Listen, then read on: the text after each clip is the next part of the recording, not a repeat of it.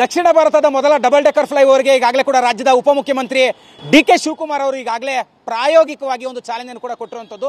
ಸದ್ಯ ನಾನು ಈಗ ಡಬಲ್ ಡೆಕ್ಕರ್ ಫ್ಲೈಓವರ್ನ ಮೇಲಿದ್ದೀನಿ, ತಮಗೆ ದೃಶ್ಯಗಳಲ್ಲಿ ತೋರಿಸ್ತಾ ಇದ್ದೀನಿ. ಎಷ್ಟು ಮಟ್ಟಿಗೆ ಅದ್ಭುತವಾದಂಥ ಒಂದು ದೃಶ್ಯ ಅಂತ ಹೇಳಿದ್ರೆ, ಕೆಳಭಾಗದಲ್ಲಿ ವಾಹನಗಳು ಸಿಗ್ನಲ್ಗಳಲ್ಲಿ ನಿಂತು ಓಡಾಡಬೇಕು.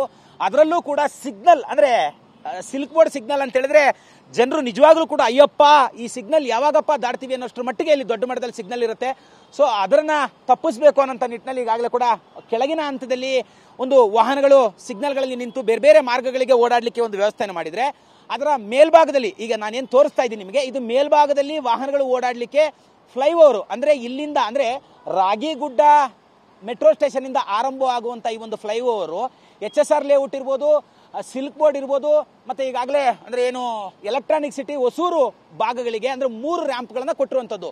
ಒಂದು ರಾಗಿಗುಡ್ಡದಿಂದ ಸಿಲ್ಕ್ ಬೋರ್ಡ್ ವರೆಗೂ ಒಂದು ರ್ಯಾಂಪ್ ಇರುತ್ತೆ, ಅದು ಇಲ್ಲಿ ಇಳ್ಕೊಳ್ಳುತ್ತೆ. ಎರಡನೇದು ಇನ್ನು 2 ರ್ಯಾಂಪ್ಗಳು HSR ಲೇಔಟ್ ಇರ್ಬೋದು, ಬೊಮ್ಮನಹಳ್ಳಿ ಇರ್ಬೋದು, ಈ ಭಾಗಕ್ಕೆ 2 ರ್ಯಾಂಪ್ಗಳು ಕೂಡ ಇಳ್ಕೊಳ್ಳುತ್ತೆ. ಸದ್ಯ ನಾನು ನಿಮಗೆ ತೋರಿಸ್ತಾ ಇರುವಂಥದ್ದು ಸಿಲ್ಕ್ ಬೋರ್ಡ್ನ ಈ ಒಂದು metro station, silk board metro station ವರೆಗೂ ಕೂಡ ಈ ಒಂದು ರ್ಯಾಂಪ್ಗಳು ಬಂದಿರುವಂಥದ್ದು, ಅಲ್ಲಿವರೆಗೂ ಒಂದು ಸಂಪರ್ಕವನ್ನು ಕೂಡ ಕಲ್ಪಿಸುತ್ತೆ.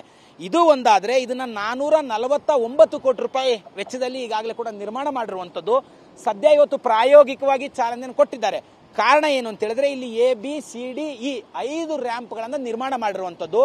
3 ರ್ಯಾಂಪ್ಗಳು ರಾಗಿಗುಡ್ಡದಿಂದ ಈ ಕಡೆಗೆ ಅಂದ್ರೆ ಈ ಭಾಗಕ್ಕೆ ಹೊಸೂರು ಇರ್ಬೋದು, ಬೊಮ್ಮನಹಳ್ಳಿ ಇರ್ಬೋದು, HSR ಲೇಔಟ್ ಇರ್ಬೋದು, ಎಲೆಕ್ಟ್ರಾನಿಕ್ ಸಿಟಿ ಇರ್ಬೋದು, ಇಲ್ಲಿಗೆ 3 ರ್ಯಾಂಪ್ಗಳು ಒಂದು ಸಂಪರ್ಕವನ್ನು ಕಲ್ಪಿಸಿದ್ರೆ, ಇನ್ನೂ 2 ರ್ಯಾಂಪ್ಗಳು ಅಂದ್ರೆ ನಾನೇನು ತೋರಿಸ್ತಾ ಇದ್ದೀನಿ ಇನ್ನು ನಿರ್ಮಾಣವಾಗಬೇಕಾಗಿರುವಂತ ಪಿಲ್ಲರ್ಗಳು ಅಂದ್ರೆ ಸಿಲ್ಕ್ ಬೋರ್ಡ್ ನಿಂದ ರಾಗಿಗುಡ್ಡದವರೆಗೂ ಒಂದು ಸಂಪರ್ಕ ಕಲ್ಪಿಸುವಂತ ಒಂದು ರ್ಯಾಂಪು, ಇನ್ನೊಂದು ಸಿಲ್ಕ್ ಬೋರ್ಡ್ ನಿಂದ BTM ಲೇಔಟ್ ಮೆಟ್ರೋ ಸ್ಟೇಷನ್ಗೆ ಸಂಪರ್ಕ ಕಲ್ಪಿಸುವಂತ ಒಂದು ರ್ಯಾಂಪ್. ಒಟ್ಟು 5 ರ್ಯಾಂಪ್ಗಳನ್ನ ಇಲ್ಲಿ ನಿರ್ಮಾಣ ಮಾಡಿದ್ದಾರೆ. ಅಂದ್ರೆ ನಾನು ನಿಮಗೆ ತೋರಿಸ್ತಿದ್ದೀನಲ್ವಾ, ಈ ಒಂದು ರ್ಯಾಂಪ್ನ ಮೂಲಕ ಅಂದ್ರೆ ಸಿಲ್ಕ್ ಬೋರ್ಡ್ ನಿಂದ ಇಲ್ಲಿ ಹತ್ಕೊಂಡ್ರೆ ಇಲ್ಲಿಂದ ನೇರವಾಗಿ ನಾವು ರಾಗಿಗುಡ್ಡ ಮೆಟ್ರೋ ಸ್ಟೇಷನ್ಗೆ ಹೋಗ್ಬೋದು. ಆದರೆ ಈ 2 ಕಾಮಗಾರಿಗಳಿಗೆ ಪೊಲೀಸವರ ಅನುಮತಿ ಬೇಕಾಗಿದೆ. ಪೊಲೀಸರು ಇನ್ನೇನು ಸದ್ಯದಲ್ಲಿ ಈ ಅನುಮತಿಯನ್ನು ಕೊಡ್ತಾರೆ. ಕಾರಣ ಏನಂತ ಹೇಳಿದ್ರೆ, ಸಿಲ್ಕ್ ಬೋರ್ಡ್ನ 2 ಭಾಗದಲ್ಲೂ ಕೂಡ ಮೆಟ್ರೋ ಕಾಮಗಾರಿಯನ್ನು ಆರಂಭ ಮಾಡಿದ್ರೆ ರಾಜಧಾನಿ ಬೆಂಗಳೂರಿನ ಅತಿ ದೊಡ್ಡ ಟ್ರಾಫಿಕ್ ಜಂಕ್ಷನ್ ಅಲ್ಲಿ ತುಂಬಾ ದೊಡ್ಡ ಮಟ್ಟಿಗೆ ಸಮಸ್ಯೆ ಆಗುತ್ತೆ ಅನ್ನೋ ಕಾರಣಕ್ಕಾಗಿ ಈಗಾಗಲೇ 3 ರ್ಯಾಂಪ್ಗಳನ್ನ ನಿರ್ಮಾಣ ಮಾಡಲಿಕ್ಕೆ ಪೊಲೀಸರು ಅನುಮತಿಯನ್ನು ಕೊಟ್ಟಿದ್ರು.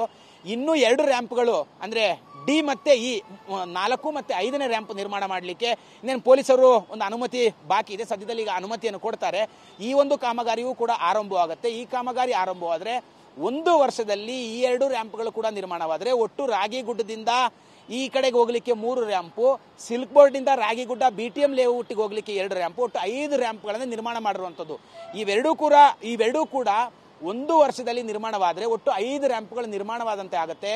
ಇಡೀ ಬೆಂಗಳೂರಿನ ಅತಿ ದೊಡ್ಡ ಟ್ರಾಫಿಕ್ ಜಂಕ್ಷನ್ ಅನಿಸ್ಕೊಳ್ಳುವಂತ ಸಿಲ್ಕ್ ಬೋರ್ಡ್ನ ಟ್ರಾಫಿಕ್ ತುಂಬಾ ದೊಡ್ಡ ಮಟ್ಟದಲ್ಲಿ ಕಡಿಮೆ ಆಗುವಂತ ಸಾಧ್ಯತೆಗಳಿದೆ. ಈಗಾಗಲೇ 449 ಕೋಟಿ ರೂಪಾಯಿ ಇದಕ್ಕೆ ವೆಚ್ಚವನ್ನು ಕೂಡ ಮಾಡಿರುವಂಥದ್ದು. ಕೆಳಭಾಗದಲ್ಲಿ ನಾರ್ಮಲ್ ಆಗಿ ವಾಹನಗಳು ಓಡಾಡುತ್ತೆ, ಮಧ್ಯಭಾಗದಲ್ಲಿ ಯಾವುದೇ ತರವಾದಂತಹ ಸಿಗ್ನಲ್ಗಳಿಲ್ಲದೆ ವಾಹನಗಳು ಓಡಾಡುತ್ತೆ, ಮೇಲ್ಭಾಗದಲ್ಲಿ ಮೆಟ್ರೋ ಟ್ರೈನ್ ಓಡಾಡಲಿಕ್ಕೆ ಇದನ್ನು ತುಂಬಾ ಅದ್ಭುತವಾದಂಥ ಒಂದು ವಿನ್ಯಾಸವನ್ನು ಕೂಡ ಮಾಡಿರುವಂಥದ್ದು. ನಾಗಪುರದಲ್ಲಿ ಅಂದ್ರೆ ದೇಶದಲ್ಲಿ ನಾಗಪುರದಲ್ಲಿ ಇಂಥ ಡಬಲ್ ಡೆಕ್ಕರ್ ಫ್ಲೈಓವರ್ಗಳಿದ್ದು, ಈಗ ಬೆಂಗಳೂರು ನಗರದಲ್ಲಿ ಇಂಥ ಡಬಲ್ ಡೆಕ್ಕರ್ ಫ್ಲೈಓವರ್ಗಳನ್ನು ಈಗಾಗಲೇ BMRCL ನಿರ್ಮಾಣ ಮಾಡಿರುವಂಥದ್ದು. ಮುಂದಿನ ದಿನಗಳಲ್ಲಿ ಬೆಂಗಳೂರು ನಗರದಲ್ಲಿ ಒಟ್ಟು ಇದೇ ಮಾದರಿಯ 5 ಡಬಲ್ ಡೆಕ್ಕರ್ ಫ್ಲೈಓವರ್ಗಳು ಆರಂಭ ಆಗುತ್ತೆ ಅನ್ನೋಂಥ ಮಾತುಗಳು ಈಗಾಗಲೇ ಕೂಡ ಗೊತ್ತಾಗ್ತಿರುವಂಥದ್ದು. ಕ್ಯಾಮ್ರಾ ಪರ್ಸನ್ ಜಗನ್ ಜೊತೆ ಕಿರಣ್ ಸೂರ್ಯ, TV9 ಬೆಂಗಳೂರು.